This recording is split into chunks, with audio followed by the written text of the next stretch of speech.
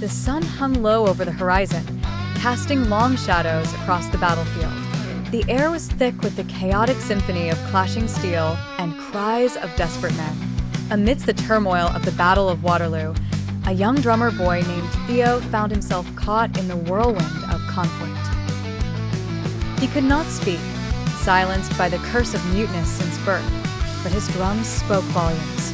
As the armies clashed, the battle lines blurred, and soldiers scattered in all directions. Panic and confusion threatened to tear the remnants apart. Theo watched as the chaos unfolded, gripping his drumsticks tightly. His heart pounded in rhythm with the chaos around him, yet something stirred within him, a resolve to act. He took a deep breath and began to drum. The beats were purposeful, mesmerizing, each strike echoing with a power that transcended mere sound. Theo's rhythm cut through the din, commanding attention. The soldiers closest to him turned their heads, drawn to the simplicity yet urgency of his beats.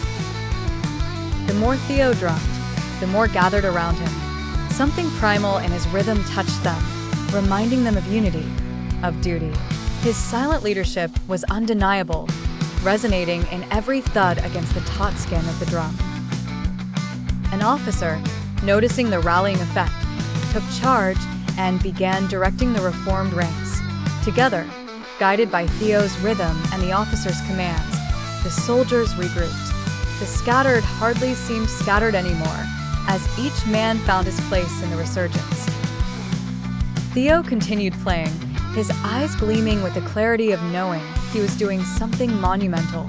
As the battle raged on, the troops held their ground, empowered by a newfound hope. Theo still drummed tirelessly, unwavering amidst the chaos. It was as if the very pulse of the battlefield matched his rhythmic determination. But as the tide of battle turned steadily against them, Theo's young life met its end.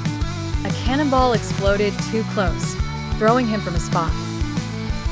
In his last moments, he heard not his own drumming, but the unity it had inspired.